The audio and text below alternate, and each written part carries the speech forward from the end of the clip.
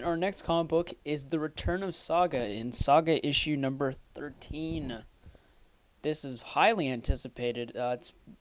We haven't seen Saga since April, which is really fucking painful for a fan like me that loves this series.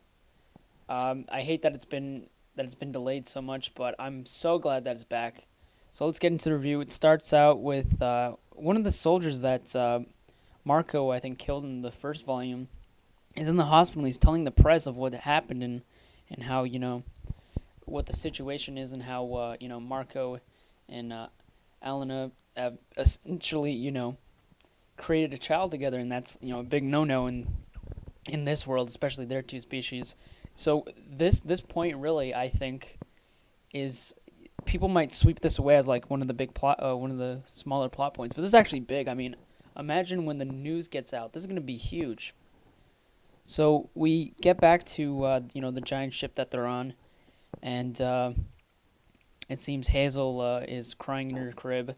She wakes up the parents. Obviously, Elena gets up or wants to get Marco to get up, but Marco, still, man, he's still dealing with the death of his father, and he has this like really, I don't want to say gross depression beard. He actually looks pretty good with the beard, but we can tell that he's depressed. He has this depression beard just grown, all that facial hair. So he is still dealing with the death of his father. But they're still going after, Oswald, D. Oswald, which is the author of, the book that Alina loves. So we see what's happening on that ship, and then we go to another ship, which is, of course, Prince Robert IV. He's going to see what Oswald is doing as well. And we get to see what the Will and, Gwen and the slave girl are doing. Oh, of course, how can I forget about the Lion Cat?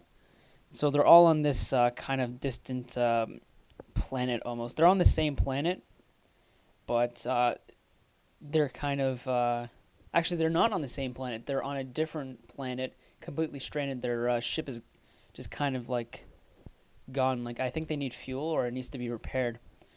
The Will and Gwen get into an argument, and this is a really cute moment when Slave Girl, she tells, it's implied that the law is about to hit Gwen, but she says, and I quote, "No hitting. That's one of the rules." And the law just runs away like, women. I thought that was a really good scene. Really good character building for Slave Girl. And she does get a lot of character building. This is probably one of her biggest character developments in this issue. But we'll get to that later. The gang reaches Quietus, which I think is the planet that they're going to find Oswald on. And they do, in fact, find Oswald after they battle a bunch of these kind of reanimated bone structures. They find him. He's in his underwear drinking, and he has a gun. And he's obviously drunk out of his mind. We get back to the planet where the Will's on, and he's still obviously mourning the death of his friend. It seems as though he's going to continue to have I don't want to say fantasies, but he's still guilty about what happened. He's still going to have these kind of dreams or hallucinations that she's still alive. And they have a conversation, and she's talking about, you need to forget about me. You need to stop chasing, my killer, which is, Prince Robot IV. You need to live your life. Stop being depressed. Gwen, you should have sex with her. She talked about how there's been sexual tension between the both of you for, what was it? It was 3 star systems ago. So she said, hey, you're hard for her, she's wet for you, just boom, do it. But obviously the Will still has feelings for, her. And then a certain moment comes that I think is really a big for the slave girl. They finally give her a name, and her name is Sophie.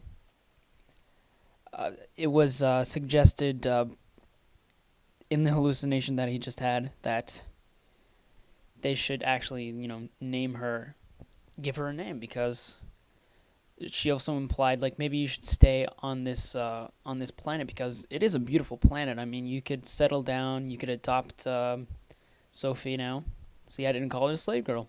She is now Sophie, which is great for her. So really, I really enjoyed this issue. Saga continues to be an outstanding comic series. It's just such a great creative team. Brian K. Vaughan, such a great writer.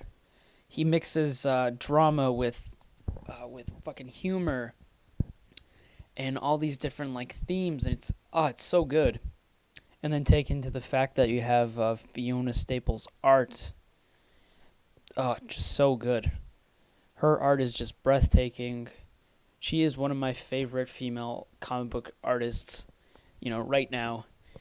Saga issue number 13, or chapter 13, 5 out of 5. Pick up volume 1 and 2, and then this issue. You will not be disappointed.